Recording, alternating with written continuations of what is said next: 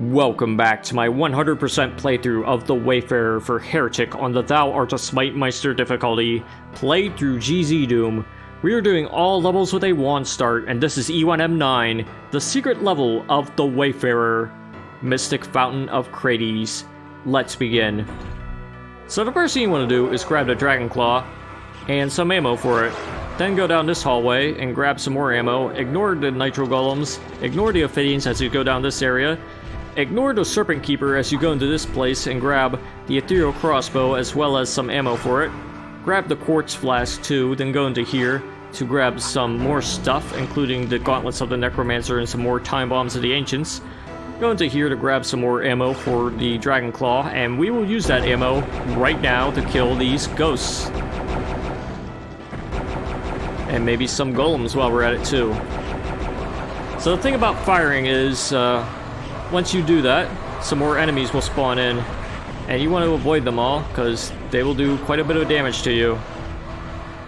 Another thing you can do, aside from hammering them down with the Ethereal Crossbow, you can go over here and grab the Silver Shield. And one thing we're going to try in particular is to line these guys up and egg. Okay, we didn't get 2 Serpent Keepers with that, but we'll kill this one with the crossbow, it's fine.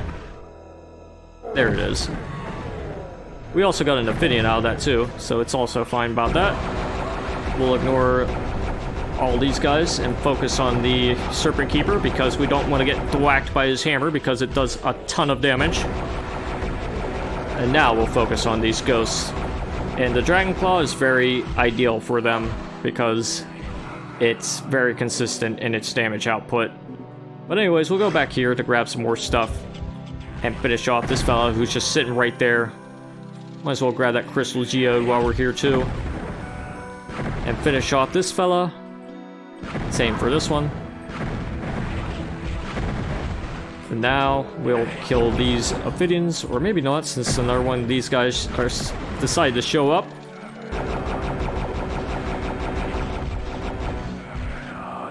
Goodness gracious. Yeah, I'm probably going to focus on these disciples since they all decided to come into here. Might as well finish them all off.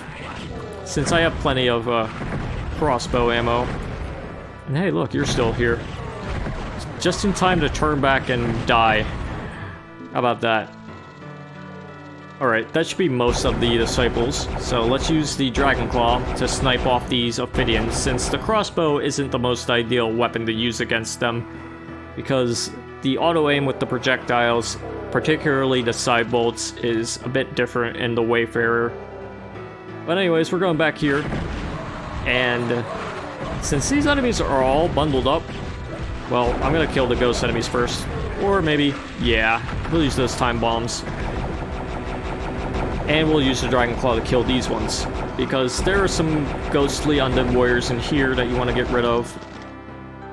And there's a rather symmetrical area over here. With a Disciple of the Sparrow here too. Yeah, we haven't been through this part yet. But we're going through it right now to kill these guys. There's some more time bombs you can pick up too, in addition to some more ammo. We'll be back in this area later on, but we want to go back here because there's some stuff we need to get. You want to go through this area and drop down here very carefully in order to go to this area to get a secret with a map scroll. And we can go through this portal and it will take us back here. But while you're here, look at that area over there. There's a switch you can shoot. Try to shoot it. Might take a little bit. There it is. Yeah, you gotta have your wand cooperate with you for the secret. But anyways, we're gonna go through here now to get this secret with a ring of invincibility. Then drop down here and go through this portal to get another secret with a Tome of Power. And now we're going back here into this place with the Ophidians from earlier. Yeah, all the Ophidians are gone. They came down to these places and we killed them, so it's all good. So let's kill this disciple, and yeah, like I said, the Ethereal Crossbow isn't too good for enemies in elevated areas because of situations like that. But we got just about everything in this place. So let us go back into this place. And you're still alive. Not anymore. Now we'll go into here and check out this area with the chain here that's moving. One chain isn't moving, so press it real quick to open this area up, which will take you to this secret with a hell staff and some more stuff that you can grab. Now let's go into this area and deal with these were-dragons. Yeah, things are getting a little heated in this place right here because there's lava, there's a quartz flask. When you grab it, these guys appear. You want to watch out for them. Of course, the lava does damage faster than most other damaging floors. It does damage every 16 ticks, I believe. So that's like half the amount of damage compared, or half the amount of ticks needed to do damage compared to a regular damaging floor. Fun fact. But anyways, we're going through here to deal with this were-dragon. And we're getting a phoenix rod here. Like I said, things are a little heated in this room. You got lava, were-dragons, and phoenix rods. And tense situations. But we're also going into here and clear this place out. Because there are a bunch of enemies here. You can use the dragon claw for them too, if you want. But over here, all the way through this part, there's another undead warrior. We'll kill him. We'll use some of the time bombs. Same for this guy. Hopefully finish him off, or at least soften him up a little bit. Get some good use out of that. Same here. And over here are more arrows. Perfect. So what you want to do is just make sure all the enemies in this area are good and dead. Which isn't too hard. I mean, there are some spots you might miss, but just keep your eyes peeled for any enemies in any corners. While you're at it, you can pick up some ammo and some health too. And maybe some items on the way, like these time bombs. But the time bombs don't count for the item count in the Wayfarer, so it's fine if you don't get them. But you want to kill this fella, and watch out for any other hidden fellas like this one. Grab the energy orb there.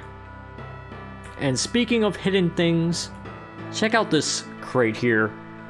Use it to move it. Then shoot this. And if you look over here, a platform is raised up. And I'll show you where that platform leads to. But before we do that, we're going to go over here and press the switch to lower this pillar with a blue key on it. And I'll show you what that means later on.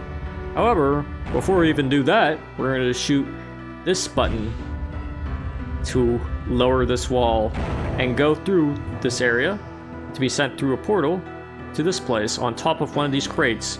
Now what you want to do is run across them and sometimes strafe run. Yeah, it's a little tricky this area, but if you can strafe run, it's not too bad. So it leads you to the secret with the mystic urn. But while you're here, use this box, then shoot this, and it will raise a pillar over there. Yeah, more cryptic stuff, isn't it? But anyways, we'll go through here and strafe run across this and this. This is exactly what I was fearing. But if that happens, you gotta do it all over again. From scratch. Yep. But you know how it is. Even professionals can fail sometimes. But it's nothing that's gameplay ruining for me. But yeah, just the strafe run. And we'll go through here and get this secret with a morphobome, a quartz flask, and go across this platform. Then go across this one. Then go into this area with this place looks interesting. There's a bag of holding and sun runes, nova runes, and what is this? The Lightbringer. It's another secret, and quite an important one for this level too.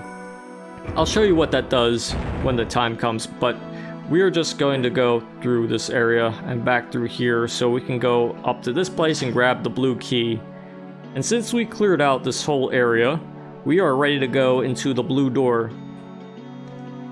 Now, there are 2 blue doors, but they both lead to the same place, so it's fine. You just want to go down here, grab all the stuff, then get ready to deal with a bunch of saber claws, but you don't have to fight them. You can just grab the morphobum here and just wake them all up. If you want to make sure they're all awake, you can black the air. One thing you can do is place some time bombs. You can also use the morphobum, particularly for this fella.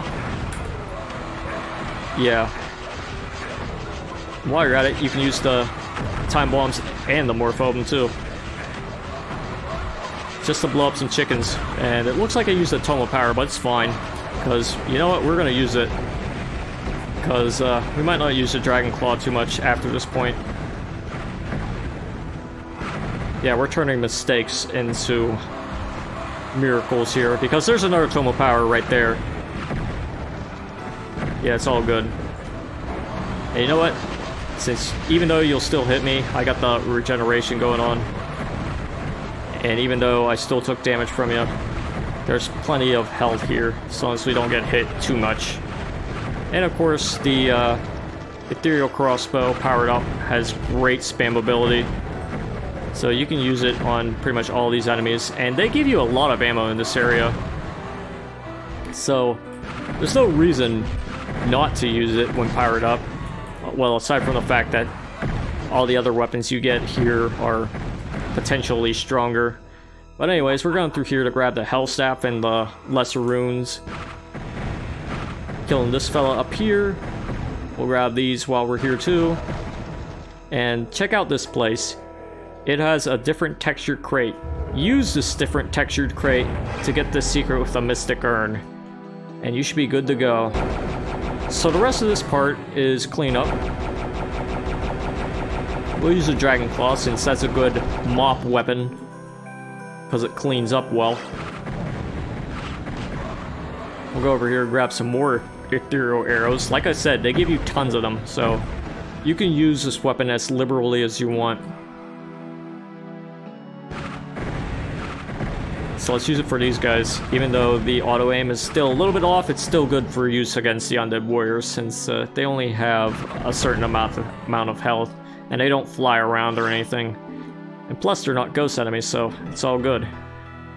And look, yeah, see? There's another quiver right here. So yeah, you can use as many arrows as you want in this area. But while you're here, you want to use this like stairway of crates. Then go over here and go over here and use this wall to get a secret enchanted shield. And that should be all the secrets, but not all the enemies. Of course, we gotta finish this guy off. We'll grab this thingy. And if you want, you can check all the nooks and crannies for any additional items and whatnot. But I don't go for 100% items in my playthroughs. But you can if you want. None of them are particularly hidden or anything, but we're gonna go through here now, and we have the Ring of Invincibility ready, because when we go through here, we're gonna use it right now. Or now. Yeah, because, look how many serpents are here. I believe that's 7? Too many for me. Yeah, we're using up all the Phoenix Rod ammo on these guys, just to make sure they're good and dead.